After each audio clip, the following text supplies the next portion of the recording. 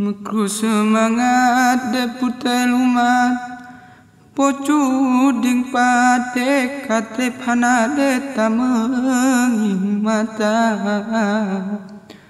sabo di timur lagi kita nyonyo sabo di barat jinotan mepat wahai saudara bunda di Nanggro Aceh tempat lahir di ujung bagi Tifa, Aceh menjadi khusus karena dia kayak menjadi pertaruhan terakhir gitu. Kalau di Aceh gagal dengan segala momentumnya yang sangat khusus, maka harapan untuk itu terjadi di tempat lain hampir dikatakan sangat tipis.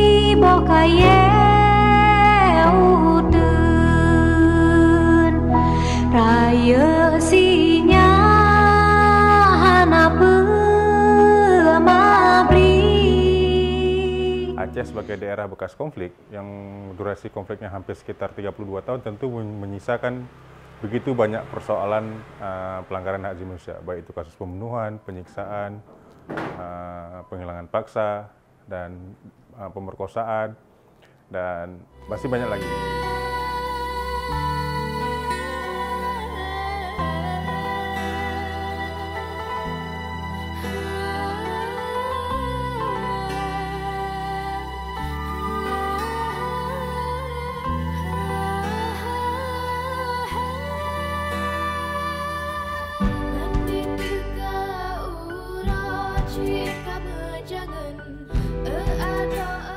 Apakah benar konflik Aceh ini terjadi karena berbasis ekonomi? Atau konflik Aceh ini terjadi karena berbasis ideologi? Artinya ada orang yang memang benar-benar menuntut kemerdekaan. Ini yang mesti dicari tahu. Tapi dampak dari ini semua adalah ada ribuan korban. Kontras Aceh misalnya mencatat ada 200 korban penghilangan paksa di Aceh. 200 itu bukan sebuah angka yang mesti berhenti. Tapi 204 ini harus diungkapkan kenapa dia dihilangkan. Apakah dia dihilangkan karena faktor ekonomi? Atau dia dihilangkan karena faktor politik, atau dia dituduh sebagai salah satu kelompok yang berafiliasi dengan kelompok separatis atau berafiliasi dengan kelompok republik. Ini yang mesti diluruskan. Dengan mengungkapkan kebenaran, dengan memberikan keadilan, dengan menuliskan sejarah yang akurat. Tidak cuma buat kita, tidak cuma buat korban, tapi buat generasi kita yang akan datang. Untuk apa? Agar mereka tidak mengulangi kesalahan yang pernah kita lakukan.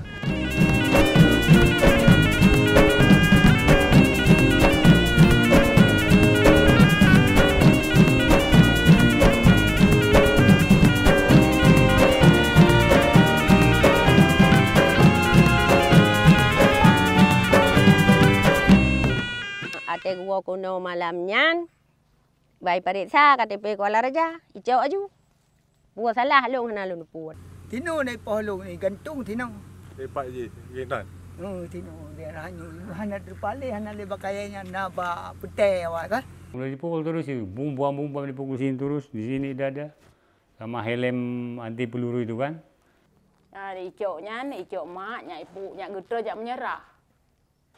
Mampat dah mempegah awak uragam memang kadang geledah dari ada dah tupak dah tanya wah. Di Aceh kita dapat semua itu. Pelanggaran hak asasi manusia, kekerasan, marginalisasi, penindasan, ketidakadilan yang berjalan bertahun-tahun. Itu menjadi hutang sejarah yang akan selalu mengganggu kredibilitas klaim Indonesia sebagai negara demokratis. Assalamualaikum pointan bulun lan mubi talum kuar elingkah karena talum nabi kentunat jarota mumat tanda mulia karena talum nabi kentunat jarota mumat tanda mulia mulia warehanu Labuan mulia raga. Indonesia punya Papua yang berkonflik, punya Maluku, dan punya Poso, dan masih banyak lagi daerah-daerah berkonflik yang mesti diselesaikan. Dan ini Aceh bisa menjadi role model kalau Aceh menjadi bagus. Makanya kita sangat berharap dalam proses kerja-kerja yang dilakukan oleh KKR Aceh itu didukung oleh pemerintah Aceh, didukung oleh pemerintah pusat, dan didukung oleh seluruh elemen kelompok masyarakat sipil supaya beban-beban masa lalu ini bisa terselesaikan. Pemerintah pusat diharapkan akan terlibat dalam tahun-tahun yang akan datang untuk menyediakan reparasi itu, bagaimana setelah pengungkapan kebenaran dilakukan, lalu kemudian direkomendasikan kepada pemerintah pusat dan diharapkan pemerintah pusat merespon dalam bentuk dukungan-dukungan kepada korban yang membawa dampak pemulihan itu.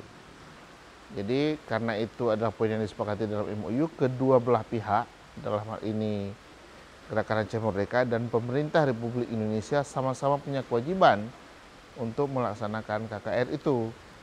Saat ini kita masih dalam proses pengungkapan kebenaran, mewawancarai korban, mendapatkan informasi tentang korban. Kalau menurut kanon itu adalah mencari pola pelanggaran HAM, mencari siapa pelakunya, mengetahui apa kerusakan yang ditimbulkan.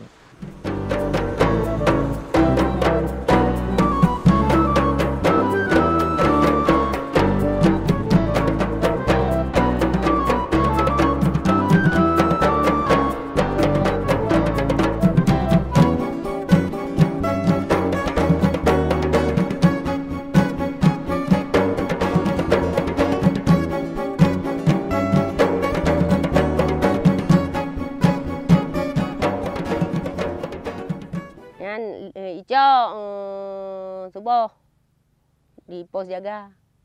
Ke pos 2, dari pos 2 ke pos lelung. Ya, lengui dangin luak sedut. Kali ikan ah. Baiklah anda nak jak kena buta, ide bara kai paruh deh. Dia long. Kai ikan. Gua petai pedang. Pedang bajah nyalong walau so. Kumat mana. Lihat pedang. Iplah telak ia. Pendek aja.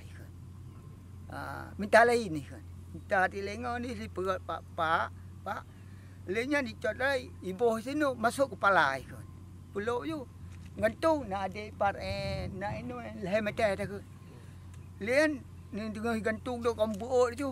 Pok ni kan jangan pukul apa saya kan. Pok itu lu ipoh ya. Lianya kapoh perut kaji kalung lah. Di rumah ya cok saya tabe, cok poi baru mau jenjiem. Ibau jenjiem ko deh le ke situ mang ke kuma, si umang. Bilon terus ko deh di itik langkruang ikan alam talo rantai. Ikan batai bak ieng. Ikan batai bak ieng nyak nom. Le jiem. Malam terus le jiem, muro le jiem. Ikan dan batai. Lah iya nya hanya tengok-tengok. Lelah jam ni pedengah dia 3, ndrik dalam. Itu pakai kain merah di sini tuh, matanya merah itu. Jadi itulah. Cepat lari kau katanya. Jadi pagi-pagi kan saya sampai di situ, wow bandel kali kau katanya. Terus dipegangnya saya, dipukul terus. Jadi ditendangnya saya, jadi tendang saya atrek saya ke belakang kan, kalau nggak atrek saya pecahin di telinga. Nah, jadi kita saat ini membayangkan sulit sekali mencari informasi kembali tentang pelanggaran HAM yang terjadi tahun 74, 75, 76 bayangkan. Maka untuk masa DOM saja yang 89 ke 98 itu ada sebagai informasi yang tidak lagi bisa kita cari.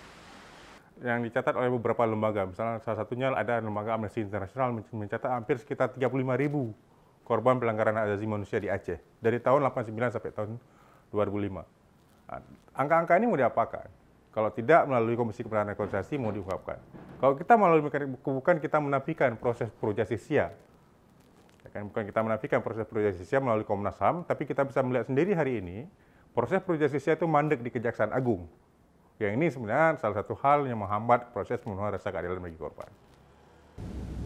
Kalau orang bicara bahwa Indonesia adalah satu-satunya negara demokrasi yang tersisa di Asia Tenggara misalkan, tapi kalau kita tidak bisa menyelesaikan masalah ketidakadilan di Aceh, juga di Papua, kalau kita tidak mampu mendorong proses pencarian kebenaran, keadilan, reparasi bagi korban pelanggaran HAM di Aceh, saya pikir Indonesia tidak berhak untuk mengklaim sebagai negara yang demokratis.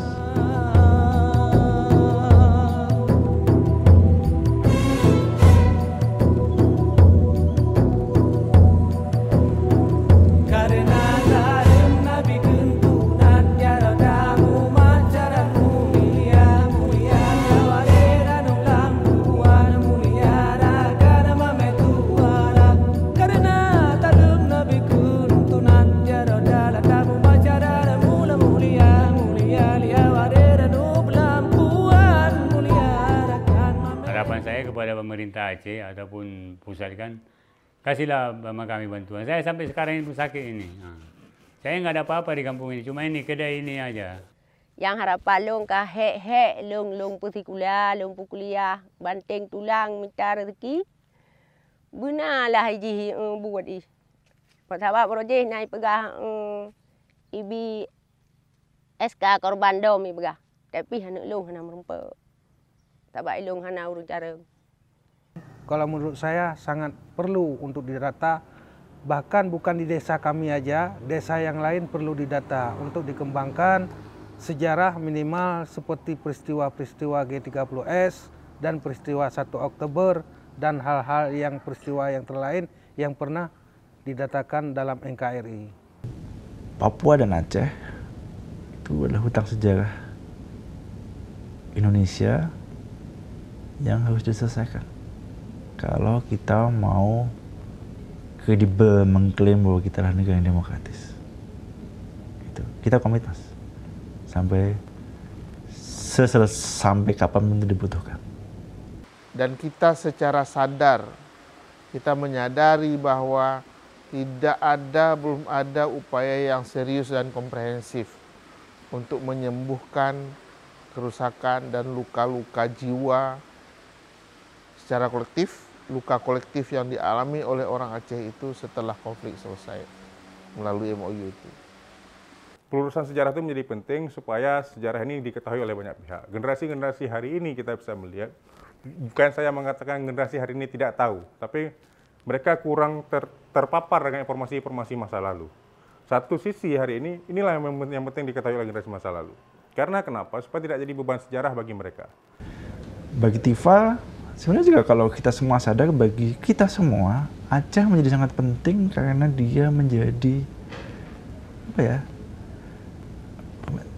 lemparan dadu terakhir lah ya, the last straw of the dice gitu lah, untuk membuktikan bahwa kita bisa keluar dari masa lalu, kita bisa menyelesaikan hutang sejarah yang kita miliki. Kita bisa menjadi negara yang benar-benar demokratis karena kita bisa berdamai dengan kesalahan-kesalahan kita di masa lalu.